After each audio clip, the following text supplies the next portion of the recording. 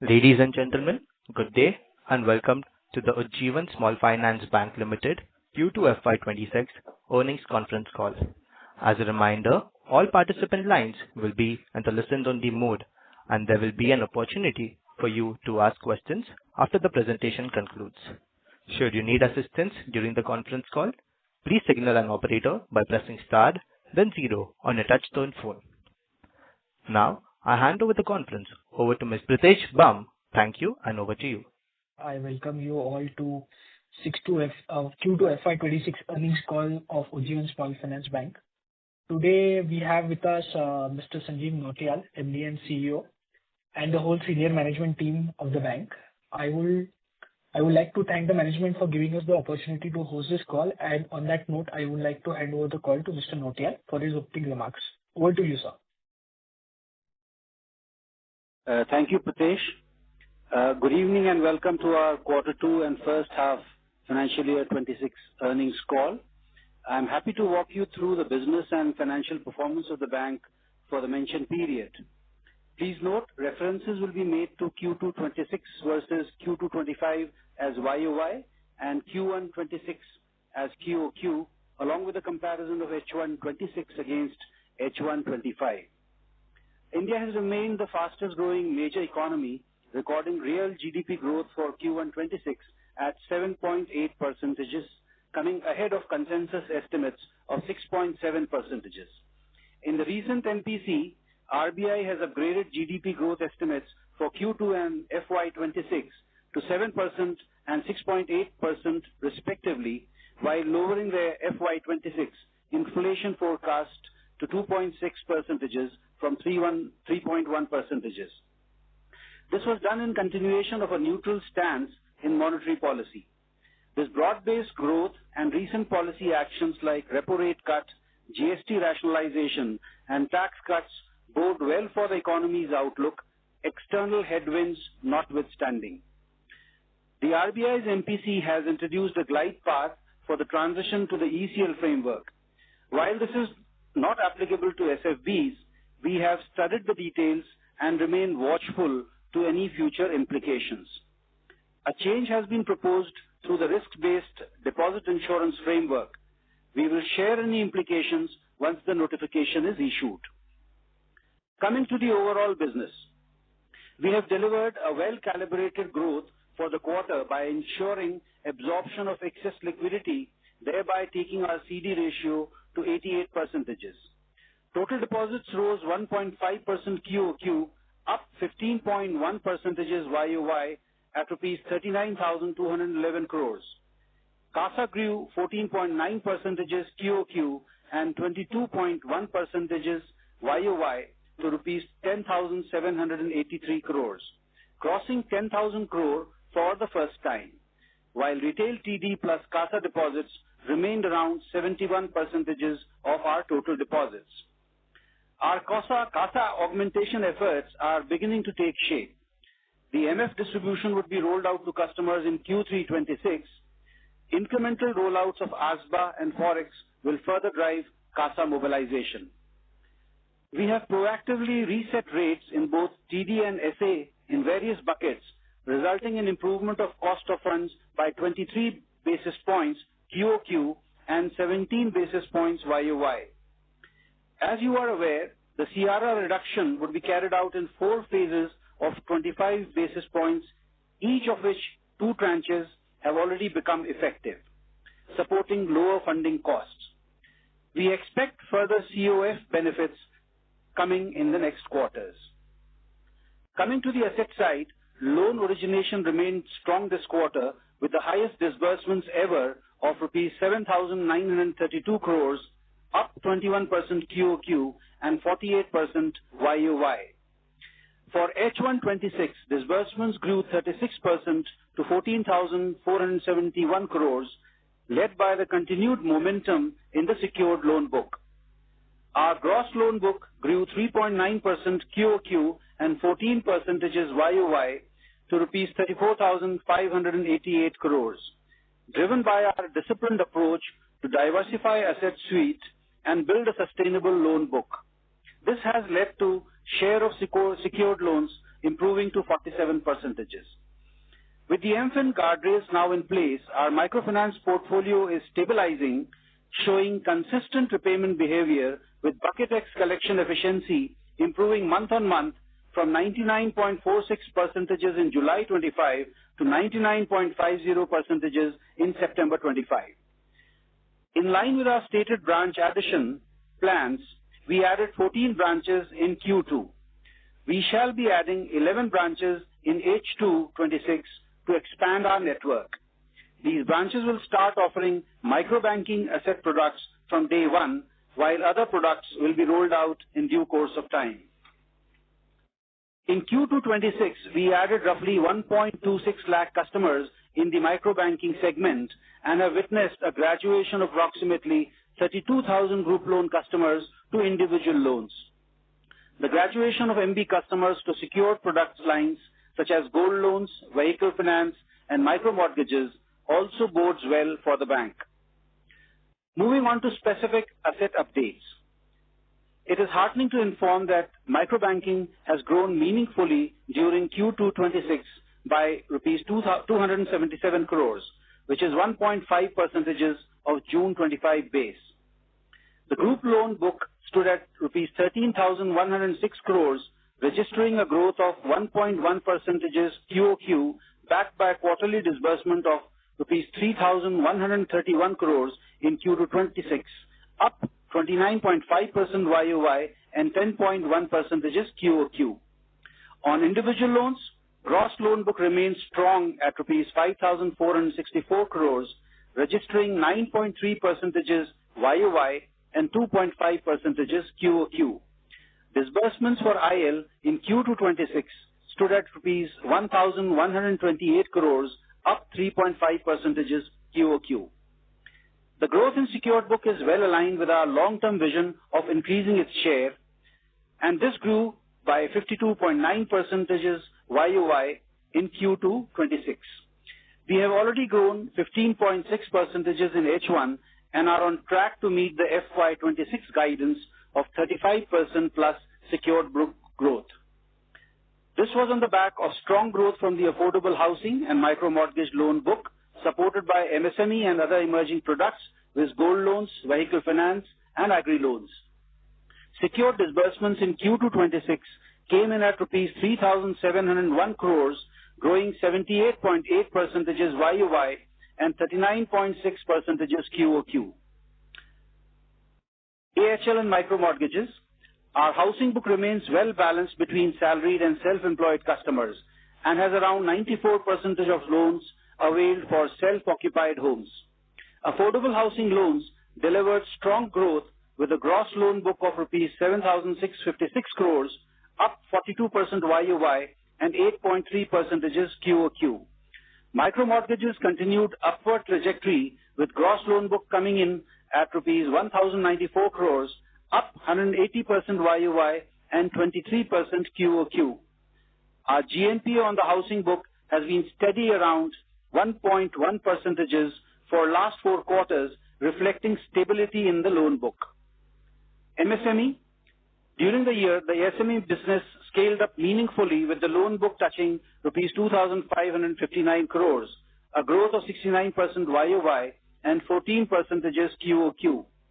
Working capital and supply chain finance now comprise over 23% of the loan book, thus reflecting diversification and deeper customer engagement. Gold loans. Our gold loan business improved its monthly disbursement run rate to rupees 72 crores in the quarter. Our gold loan offerings have expanded to 326 branches to be further scaled up to 400 branches in financial year 26.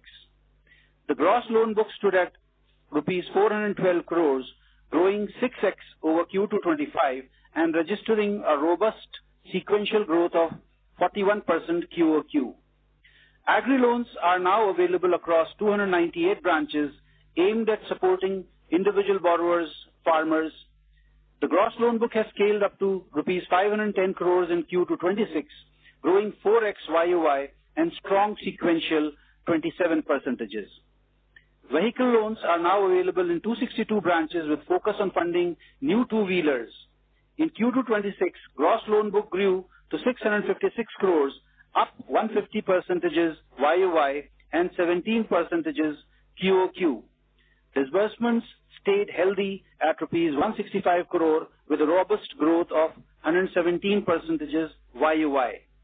We expect strong demand for two-wheeler loans in Q3 26 on the back of festivals across geographies.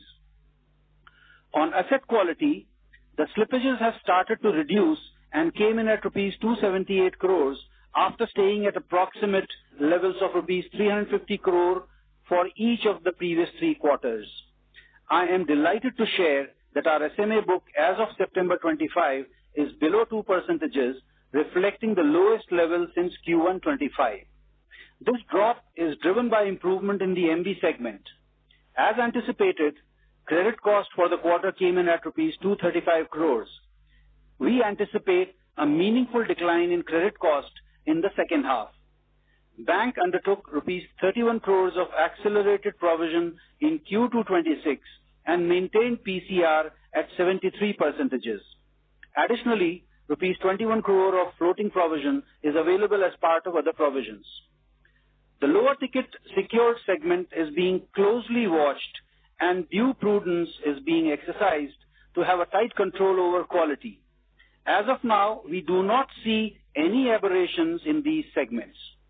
Secured vertical slippage stayed nearly constant at around rupees 50 crore for 6 consecutive quarters. On our financial performance, net interest income stood at rupees 922 crores, expanding by rupees 65.7 crores QOQ.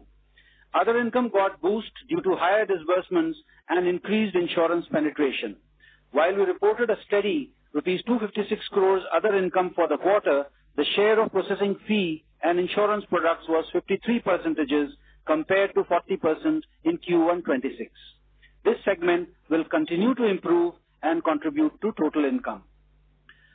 Net interest margin in Q2 26 came in higher at 7.9% versus 7.7% in Q1 26, supported by utilization of liquidity buffers. Loan book yields were at 17.5% versus 17.6 in Q1 26 with an increased share of the secured mix.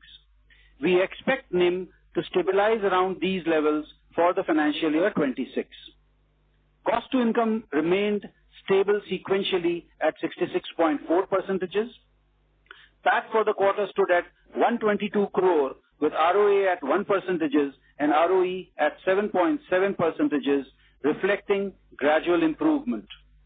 Capital position remains strong with CRAR at 21.4% and is aligned with our planned book growth.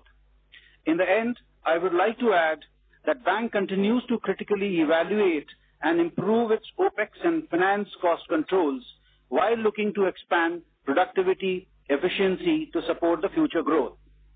Before I conclude, I would like to introduce Mr. Deepak Agarwal, who has joined as our Head of Strategy and Transformation. He has in the past driven strategy formulation, large-scale transformations, and business outcomes in various organizations. He last held the position of Head of Retail Business Strategy at Axis Bank and previously worked with MasterCard, Deloitte, and KPMG. Thank you, and I hand over back to Mark for the Q&A session. Thank you very much. We will now begin the question and answer session. Anyone who wishes to ask a question may press star and 1 on their touchtone telephone. If you wish to remove yourself from the question queue, you may press star and 2. Participants are requested to use handsets while asking a question. Ladies and gentlemen, we will wait for a moment while the question queue assembles. Ladies and gentlemen, we request you to limit your questions to 2 questions per participant. In case of follow-up, please rejoin the queue.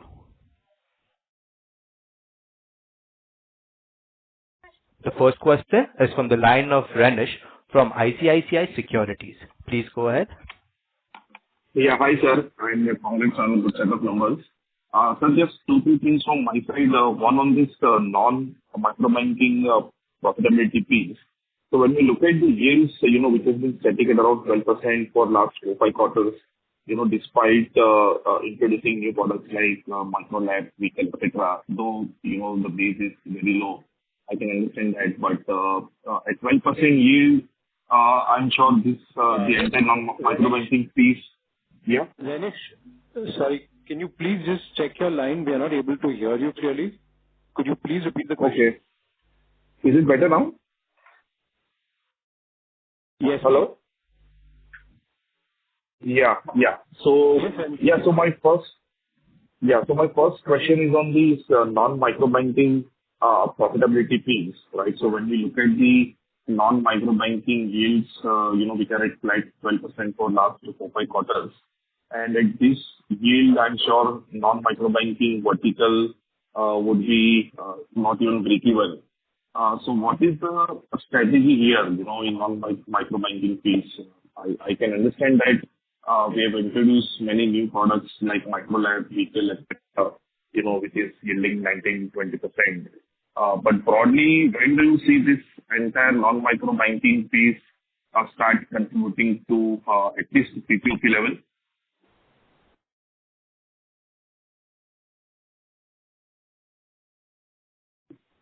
Hi, Renish. Yeah, hi, sir. Can you hear me? Yes, sir. So as you know, okay, I'll answer in 2-3 parts. First is regarding housing. Housing already making decent amount of money, and it's been around for 7 to 8 years. So they are making enough money, and we need to scale it up further. Now, next is gold. It's a new product, and by next year, we should be in a position to definitely break even there and make some money. Coming to, two-wheeler. Two-wheeler is going to end up with around 1,000 crore book this year. Once it is 1,000 crore at the end of this year, we should be breaking even in two-wheeler. Micro mortgage has already broken even. So from that, you will make money going forward. So MSME is almost in break-even stage. I think by end of this year, MSME also will come into shape. Yeah. Supply chain is already profit. Working capital will break even. Yes. And any further data would you like to share? Let's say mortgage, I can understand it would be profit-making since it's one of the oldest products. But is it fair to assume that the profitability currently would be less than 2% ROA at product level? We don't want to go into the details ROE at this stage, and ROA, sorry. Okay. But yes, it will come to the industry level within next 2-3 years. That's what we are planning. We are not there still. If you look at the industry level comparison, benchmark, we will be there in next 2-3 years. That's what is our plan. Got it. And again, sir, a related question on the vehicle financing piece, which is dominantly two-wheeler currently. And I'm surprised to see that given it's a new product, despite that our gross NPA is touching 2%, PAR is 5%. So what is happening in that portfolio? I mean, despite this book not sizzling, the gross NPA is already inching up. So are we changing any strategy, product mix here, or what is happening?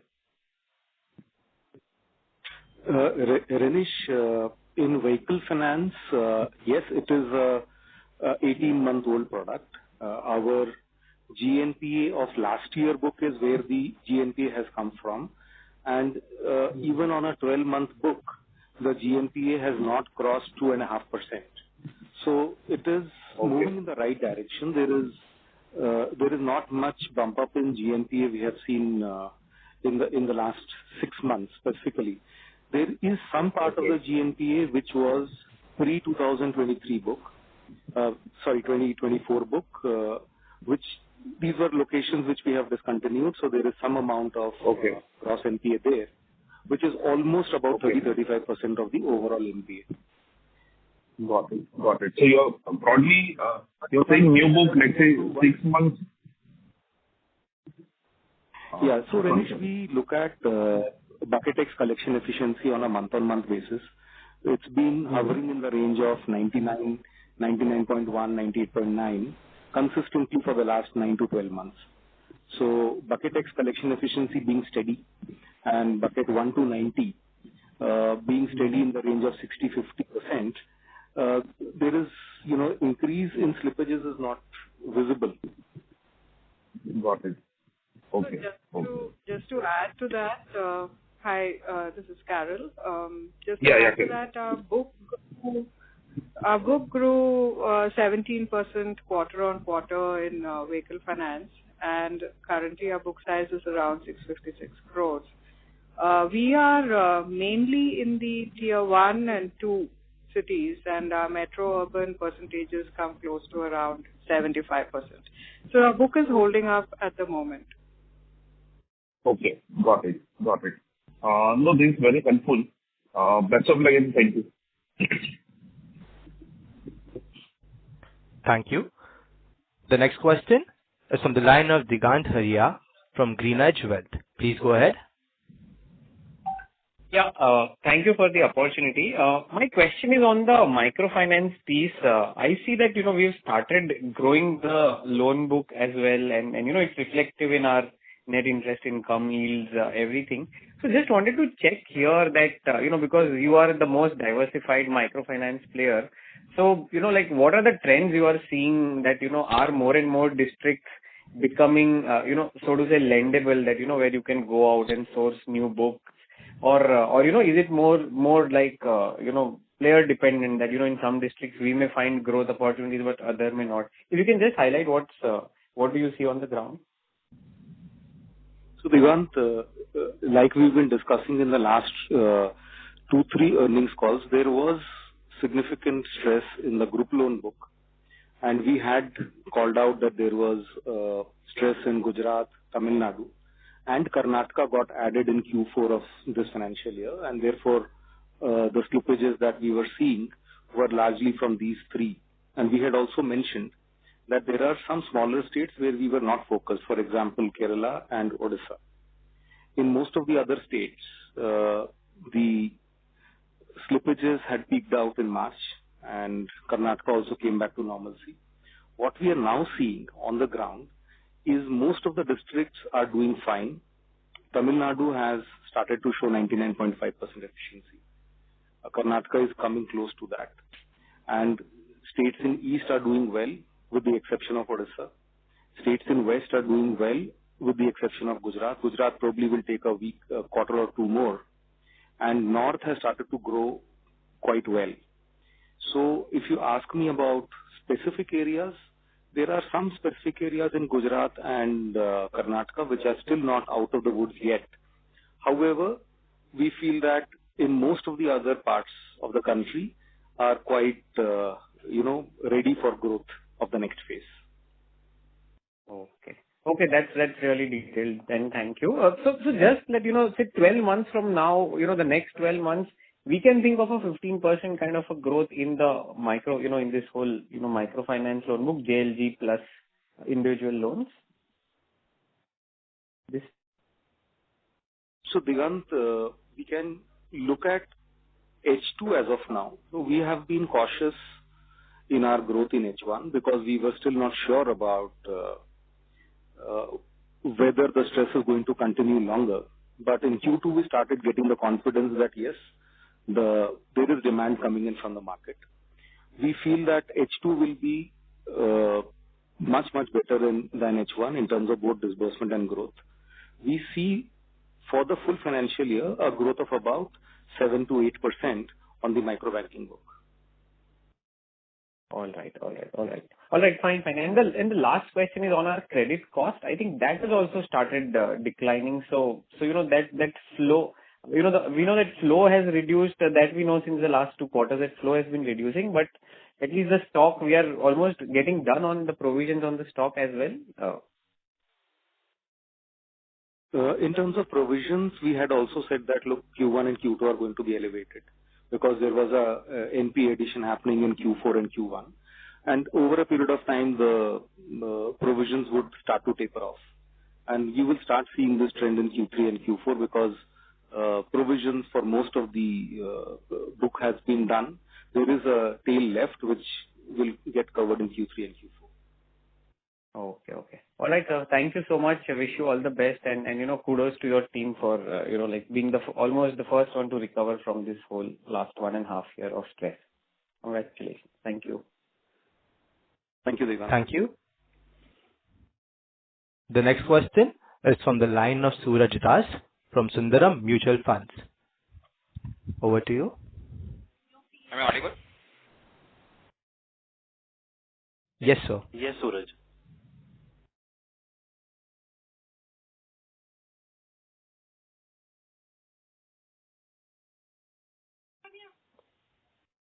We can't hear you, Suraj. So, requesting you to please unmute your mic. Can you hear me now? Yes, you are audible, sir. Go ahead. Okay, sure. So the question is, sir, on the individual loan book, on the individual MFI loan book, if you look at the PAR numbers, especially in Maharashtra, I think that number is slightly inching up. So is there anything to read into it in terms of how do you look at the number? Well, the group loan is doing well, but I think Maharashtra PAR 0, PAR 30, even PAR 90 on the individual portfolio is inching up for last 4 quarters, 3-4 quarters. Not much to read if you look at it, Suraj. The NPA remains at below 2%, and the PAR is in the range of 4%. Is the PAR looking elevated at this time? Yes, compared to group loans, it is looking slightly elevated. But in individual loans, the collection efficiency as well as the flow to NPA is slightly slower as compared to group loans, because a lot of collection happens in SMA 0, 1 and 2. So in terms of slippages, this trend is showing up consistently for 3 or 4 quarters. We don't see any incremental stress in Maharashtra in individual loans. Okay. So currently, I think that number is 5.5, which was 3.5 2 quarters back. You think that number will, let us say, normalize in couple of quarters because of this collection thing? In Maharashtra, the overall PAR is 4.2 and the NPA is 1.9.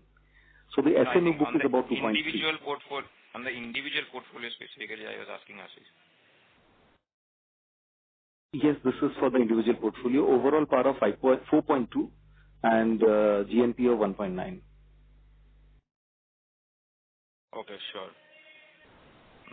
Yeah, so that is part one. Second question was more on the risk weight side. So if I look at the risk weight number, that has gone up by 9% QOQ versus 4% loan growth. So anything to read? I mean, what is the rationale here? Because your MFI has not grown in that sense. Your overall growth was 4% versus MFI is 2% QOQ. While your MSME and affordable housing has grown higher than the overall growth. But those are, I think, housing and LAP loans, right?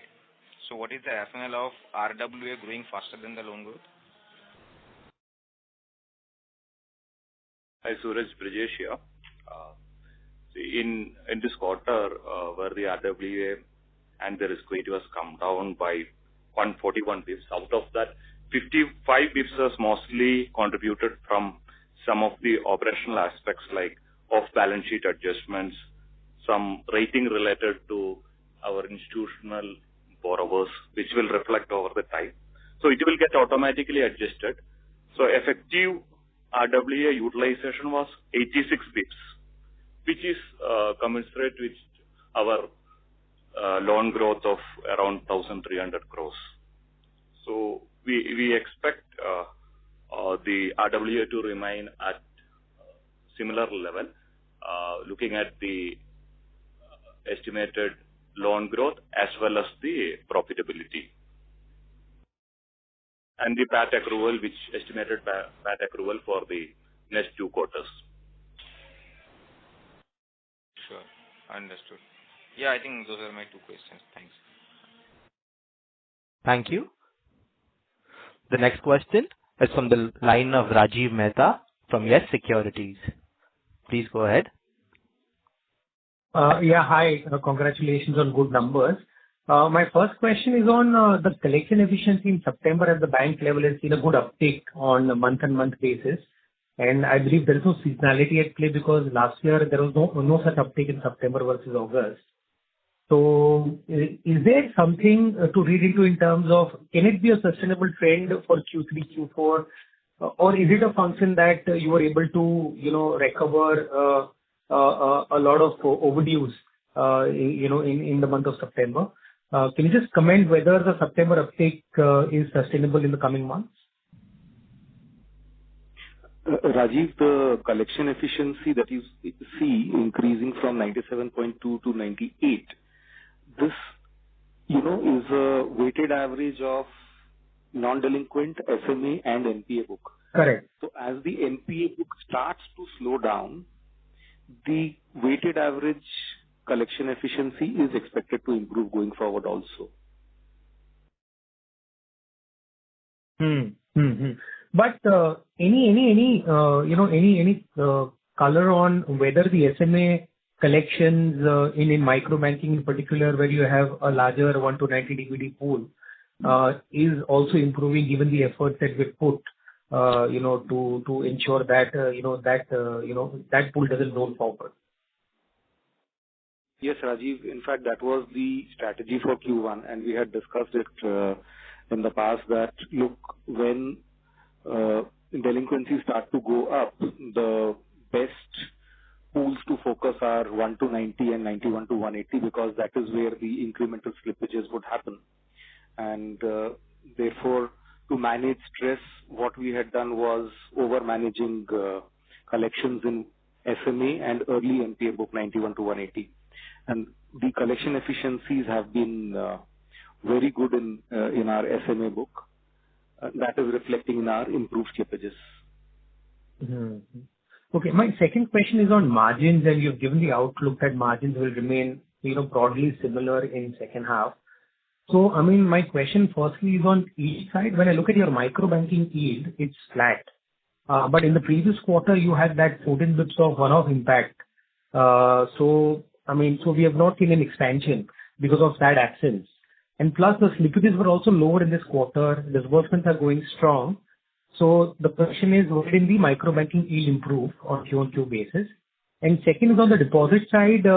When you look at the average bulk deposit pricing right now versus the prevailing market rates, is there any scope for further downward repricing? And on the retail term deposits, I see a sharp decline in the absolute deposit base. So how do we manage the traction of retail term deposits given that we want to grow at 20% at the bank level and, that is the biggest pool of deposit for us?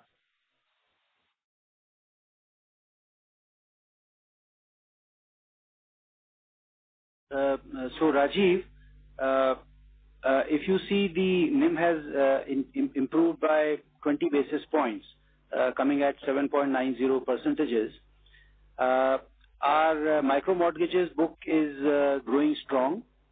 The micro banking has just about beginning to spread its wings, coming back into the growth trajectory. The vehicle finance has been doing well.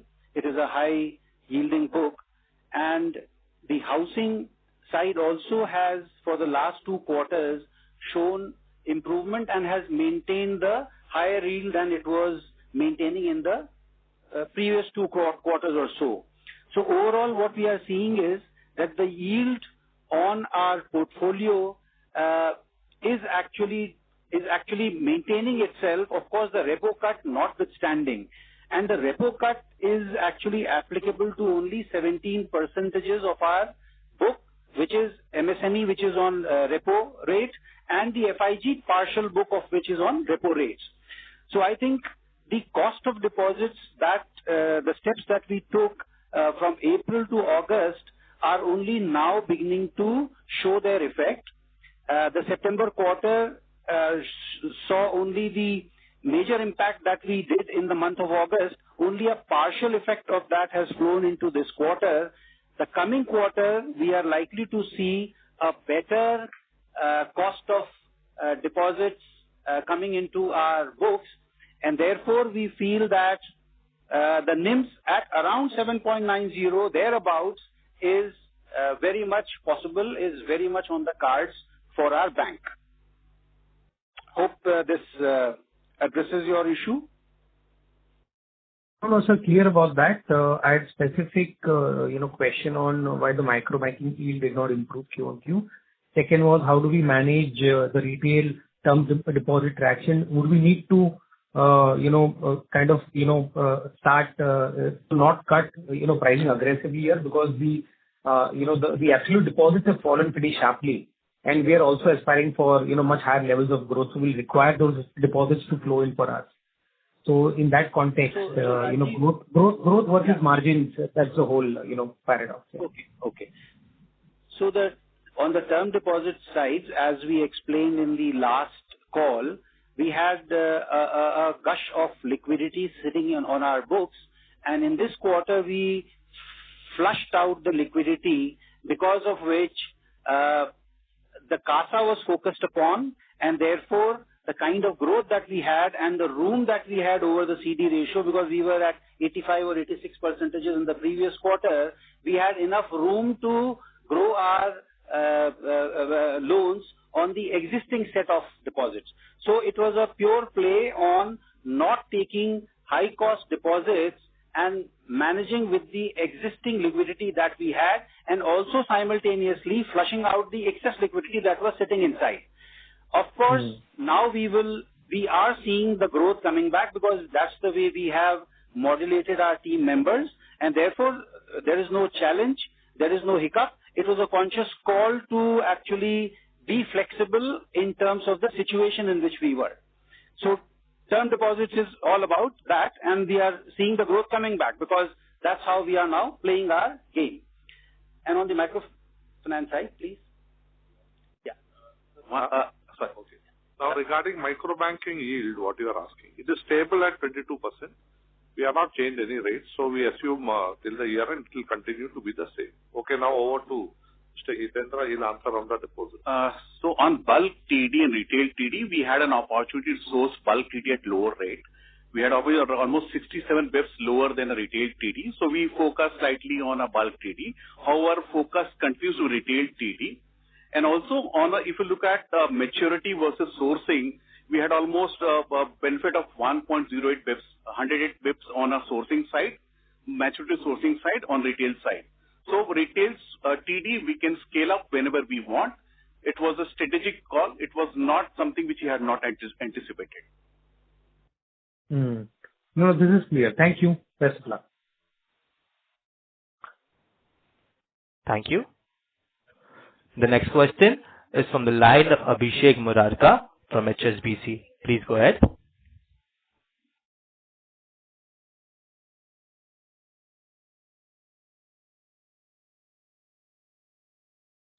Sir Abhishek, please put your line on unmute. Hello, am I audible? Yes, sir, you're audible. Hello? Yes, Abhishek. Yeah. Hi. Congratulations for the quarter. Just picking up from Suraj's question, actually, if you see the IL PAR in 2 or 3 states, it has gone up, right? I think in Karnataka, Maharashtra, West Bengal, it has gone up. And the thing is that the weighted average looks good because, in the other states are doing okay. But any risk that you see in IL, especially in the context that, over the medium to long term, you want to increase it from 30% of the book to 45% or so. So what, any early learnings or anything from these 3 states, or what's the real reason for this PAR going up in the IL portfolio?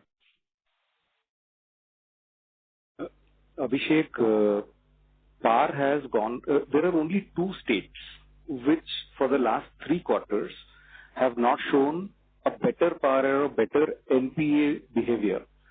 One of them is Karnataka, which, as we all know, had external issues. So therefore, the PAR was elevated. Otherwise, Karnataka always had a NPA below 2%. Currently, the NPA is about 4.8% and PAR is about 7.4%. So it is an external reason. There are 2 other states where PAR and NPA have not shown a significant improvement. One is West Bengal and the second is Bihar, which you are not seeing in the top 5 states. It's a smaller state for us. So in West Bengal, we have kind of being calibrated in our growth. We have not been growing much. And in Bihar, we have actually seen a flat book growth. So it's not been increasing again. Our focus areas have been Maharashtra, Tamil Nadu, Haryana, and these are the areas which are doing well for us. Nothing in terms of the product construct or the underwriting or the income levels of the people. It is, I would say, related to Karnataka or West Bengal or Bihar. It is more like, geographic areas not showing improvement as against the product construct or the income assessment. Okay, so you're not feeling compelled to modify any of these, any features of the product or underwriting based on what you found in Bengal or Bihar, or even Maharashtra. Your numbers from 1Q versus this is actually deteriorated a little bit. The PAR 30 and the PAR 90. Yeah, some little bit of improvement, deterioration, we can keep seeing over a quarter on quarter, but not much to read in terms of the asset quality per se.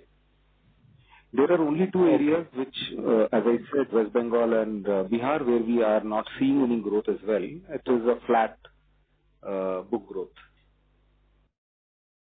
Okay, fine. And in terms of your overall credit cost, your full year guidance of 2.3, 2.4 remains. But your first half, even if I remove the, the accelerated provision, it's around 270 bits. So second half should be around 210 bits or lower. Is that something you are envisaging? And where is that improvement? So GL, of course, but are all the write-offs pretty much over in GL? Can you give some sense on how you expect to achieve this 2.4? So as we said, we are not changing our guidance on credit cost. It will be in the range of 2.4. And H2 is going to be better than H1. That's again something that we had told in the last call as well, because the bucket provisions were seen in the first half as compared to the second half. In terms of write-offs, H2 write-offs are going to be significantly lower. Most of the write-offs that we have done, over in the entire write-off pool that we have done, I think only 2 crore comes from vehicle finance. Everything else comes from micro-banking only. And H2, I think the same trend will continue. Much lower write-offs and mostly from micro-banking. Okay. How much of the PAR 90 pool do you expect to write off now in MFI?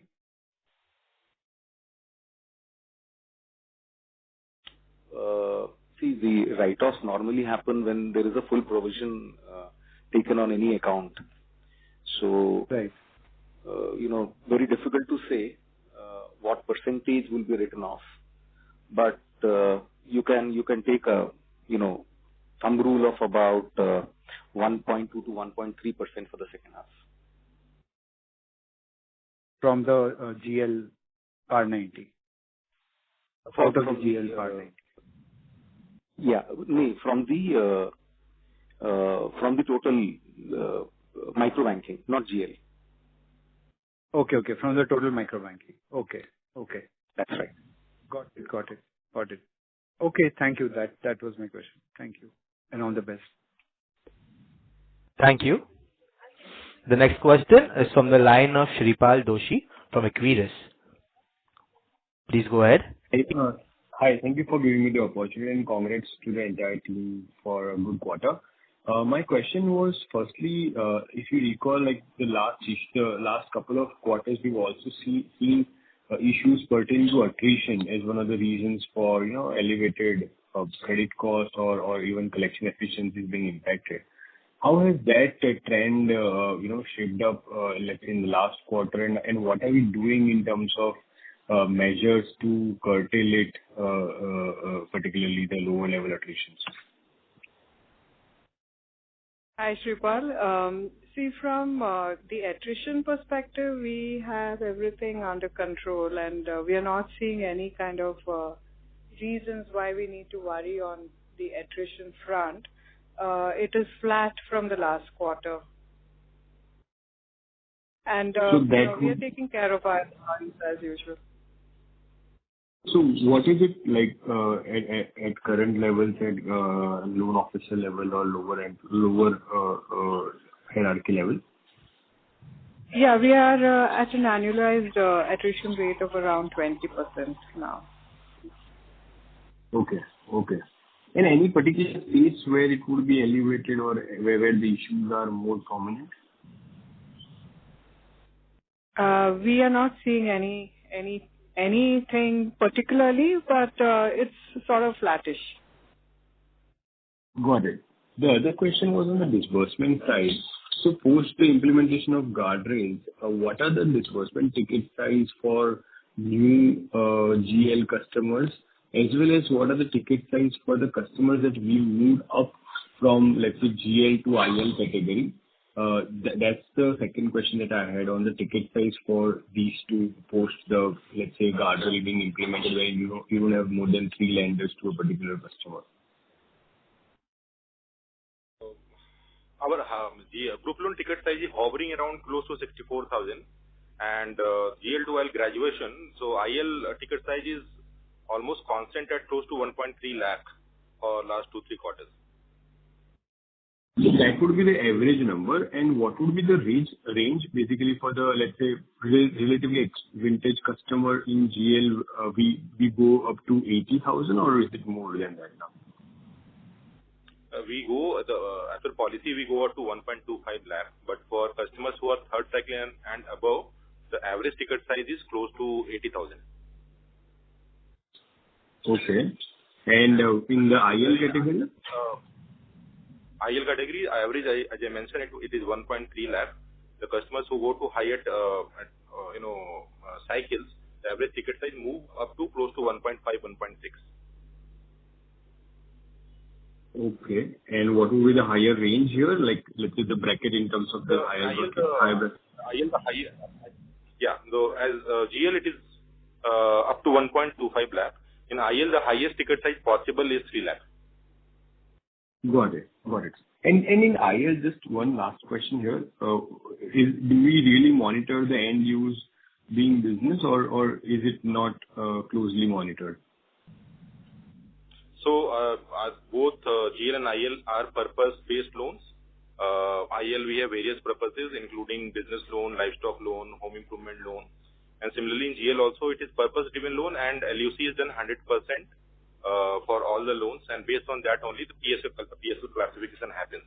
So LUC happens for all cases by a bank employee. Got it. The last question was pertaining to a data point. Could you please give out that CD book number because it's not given in the presentation.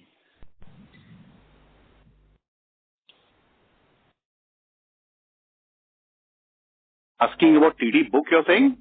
CD, certificate of deposit. It is 411 crores. All right. Thank you. Thank you so much. And good luck for the next quarter. Thank you. Thank you. The next question is from the line of Shailesh Kanani from Centrum Broking. Please go ahead. Yeah, good evening, and thanks for the opportunity. So just wanted to understand, in terms of book mix, this year, maybe we'll end up somewhere between 50-50 in terms of micro banking and non-micro banking, given the growth. What would be a comfortable range in medium to long term, and how should we see that for FY'27-'28? Shailesh, as part of our 5-year strategy, we have contemplated that our secured book would be in the region of 65 to 70%, and the remaining would be the unsecured part. So as we go along each year, the proportion of the secured book will continue to grow faster than the unsecured part. Okay. This is okay? Yeah, that's fine. And second question was with respect to our return of pool. what would be that amount? And also in terms of recovery from that bad debts, if you can give some color, how can we expect that, because that pool is on the higher side? So the pool that we have, there are two pools here. One is the written off pool, which we have written off post-COVID, and there is a sale of assets that we had done. Put together, this is about 750 odd crores, and we expect anything between 15 to 20% recovery from this pool during this financial year. So 150 odd crores, you're saying 15 to 20% out of that? That's right. So my third question was with respect to our second half performance. Sorry to interrupt. Yeah.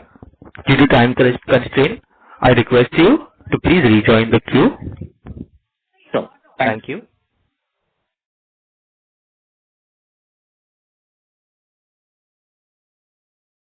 The next question is from the line of Ashilesh Sonji from Kotak Securities. Requesting participants to limit the questions to one per participant. Thank you. Provision coverage which you have specifically for microfinance, including any NPA Sorry to provisions interrupt. and... So could you please reconfirm your question? Hi, just one question on MFI. If you can share the provisions which you are carrying specifically for microfinance, including NPA provision as well as any other provision buffers which you have. And secondly, if you can just explain this additional slide which you have added on page number 22 of the presentation, the line chart which you have added. Okay, in terms of PCR, Ashlesh, we have 80% provisioning cover on micro banking. Any other standard asset or contingent provisions there along with that? Standard asset. So standard asset is about 0.5% that we keep on all the standard assets. Okay, got it. On your question on the slide, this is nothing but, after Gadel 2.0 implementation in April, we were just trying to show that, as per, MFIN guideline also, loans cannot be given to customers who are 60 DPD, though in Ujjivan we follow 30 DPD, it is stringent compared to what MFIN guideline says. But internally also we have guideline around customers' credit behavior, and based on that we accept or reject loans.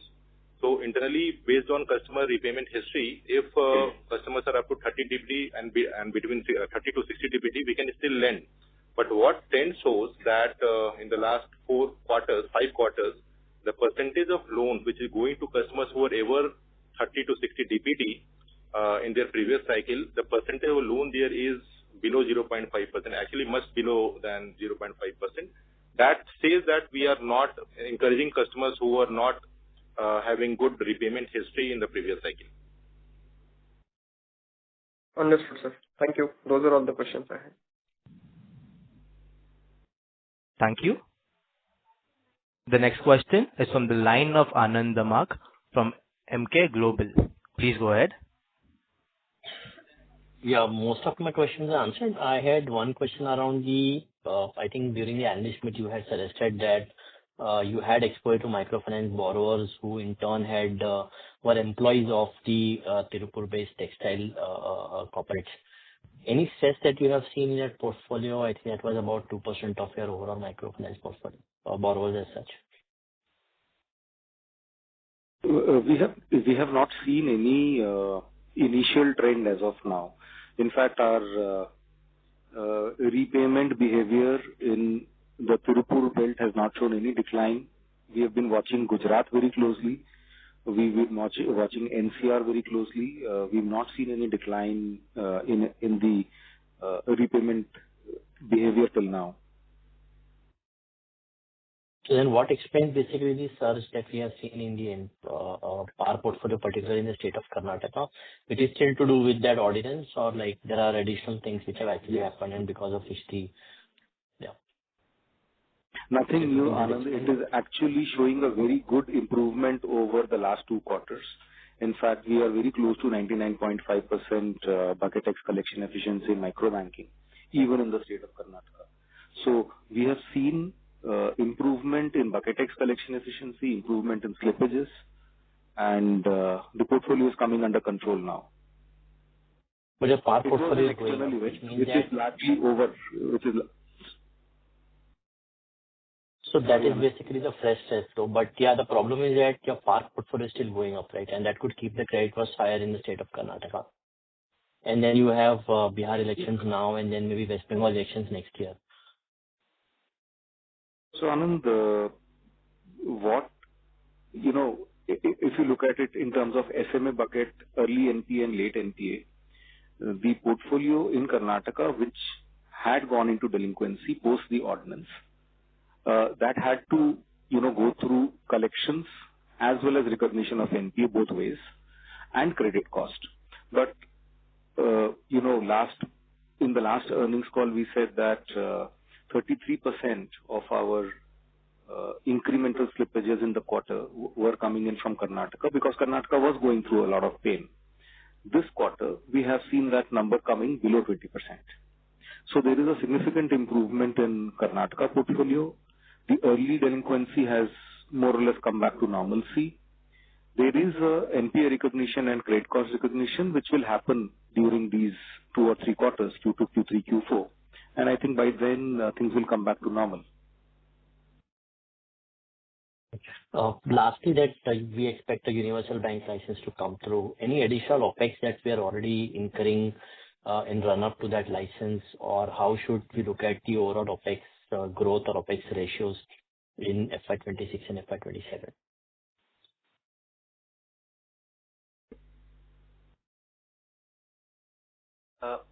Anand, our application is with the Reserve Bank of India, and they are evaluating and assessing our application, its contents.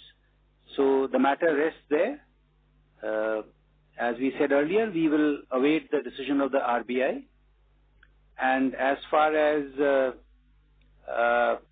expenses or additional expenditure that we will need to do, I think nothing changes immediately as we become a universal bank. Of course, there will be some matters which will gain immediate attention. That will be about signages, our email addresses, our, all those kinds of letterheads. So those will be taken care of once we, get a positive decision from the Reserve Bank of India. And the other expenses or the investments that we will do are part of the general strategy that we have chalked out, which is agnostic to any outcome that we may get from Reserve Bank of India. So not much expenditure, if at all there is. Yes, there will be some, but it is nothing of note or of materiality. Trust this is okay. So lastly, if possible, if you allow me, basically just want to check. Sorry to interrupt. The impact that you have. So due to time restraints, I request you to please rejoin the queue. Sure. Requesting participants to limit their questions to 1 question per participant. Thank you. The next question is from the line of Abhishek Tandon from Bowhead, India. Please go ahead. Yeah, hi. Thanks for the opportunity. So just a question on credit costs. Going into fiscal 27, your secured book obviously will keep increasing. And I guess there the credit costs are pretty low because big parts of the secured book is affordable housing and FIG, where I guess you have very low credit costs. And microfinance would also be on a strong footing in fiscal 27. So is the assumption of, say, a credit cost of 1% in fiscal 27 a very aggressive assumption, would you say?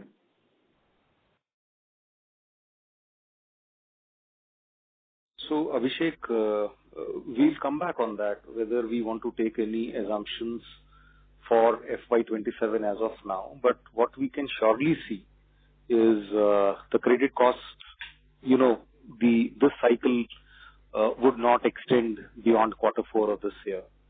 And therefore, we'll see much better normalcy in the next financial year.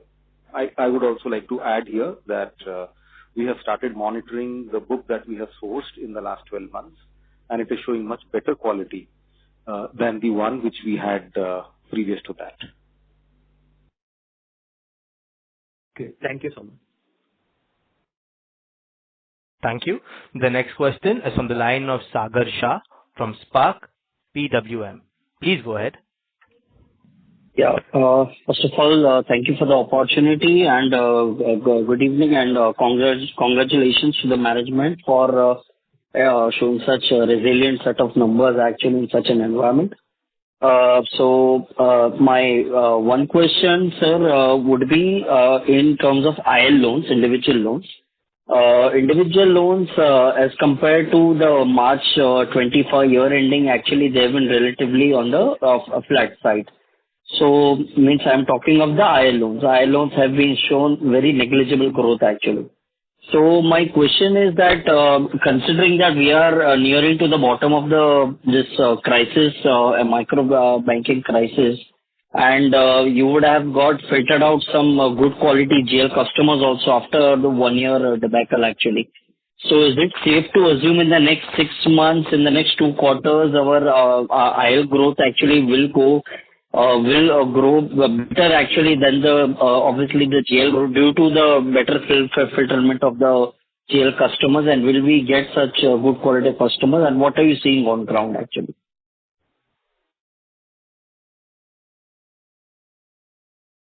So, IL definitely, IL has been our growth engine in microfinance in the last 3-4 years, and we want to grow this business. IL is mostly, for us, it is GL to IL graduation, though we focus a little bit on open market acquisition as well. When we started this year, at that point of time, the industry was still going through a crisis, and further fueled by Karnataka issue as well. We were a little slower and cautious in the first quarter. Though IL has done better than GL in terms of growth in the first 2 quarters of the year. But yes, going forward in next 2 quarters, we will see IL doing much better than GL and overall in absolute values as well. As you rightly mentioned that we have good customers where the repayment history has been excellent, their income levels are high and eligible for graduation. So in this next 2 quarters, you will see IL doing better than what we have done in the first 2 quarters. Okay. I got the answer. Thank you so much, sir, and happy Diwali and all the best of luck for the next quarters. Same to you. Thank you. The next question is from the line of Sarvesh Gupta from Maximal Capital. Please go ahead. Good evening, sir, and congratulations on a good set of numbers. So most of the questions have been answered. So just one question on the cost of funds. So we have seen a 30 basis point decline in this quarter from previous quarter. And how do you see this going forward? Are there some levels because of which we will be able to reduce it, or given that we have done high consumption in this on CD, so going forward we'll be sort of increasing the rates again to capture more of this for our high growth ambition on the advances side? Yeah, hi Sarvesh. So we had taken rate cuts in both FDs and also savings account between April to August, and we have seen some of the benefits flowing in the second quarter. We expect further benefits to flow in as the repricing happens for the fixed deposits. So those benefits will keep coming, and we expect to see better numbers in the next 2 quarters. But where do you want to... Yeah, sorry, go ahead. Sorry, please carry on. Yeah, basically, where do you expect this sort of a number to settle down eventually? So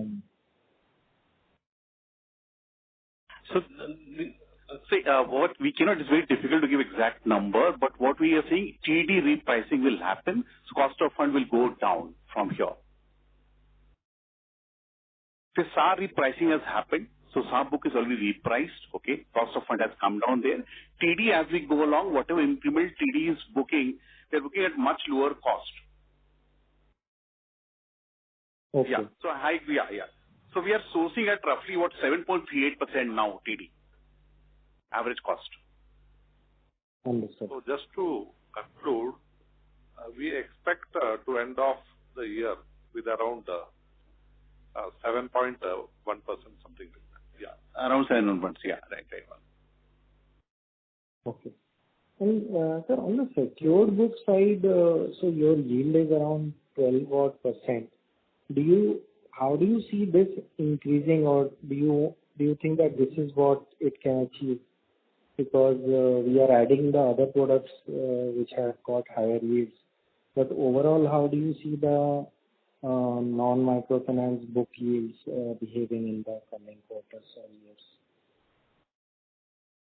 So the non-micro banking yields will go up a bit because of the newer segments which we have launched, which are higher yielding, like micro mortgage around 19% plus, gold loans in the range of 15%, vehicle loans in the range of 20%. And with the contribution increasing in the non-micro banking book, overall the yields for this book is expected to go a little upwards. Any number that you would want to reach there? No, it's difficult to put a number to this. No, it depends on the book mix and how the products perform.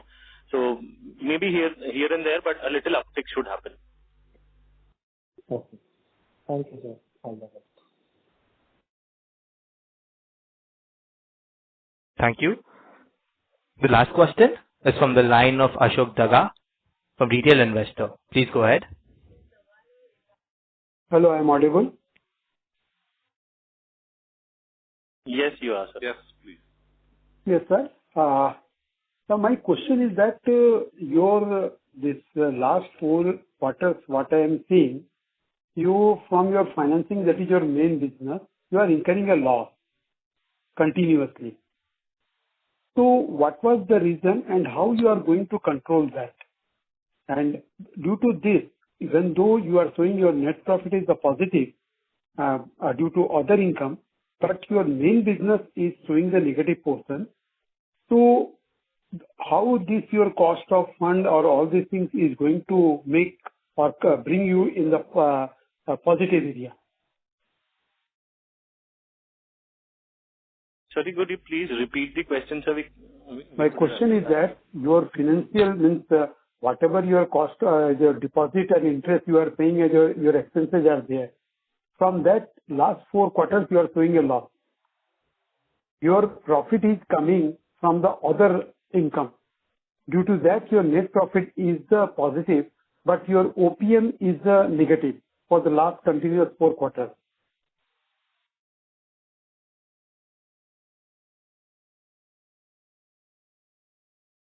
My question is clear or I require more elaboration? No, so we are not able to understand the question, sir. We'll connect off with you offline and maybe take this question, sir.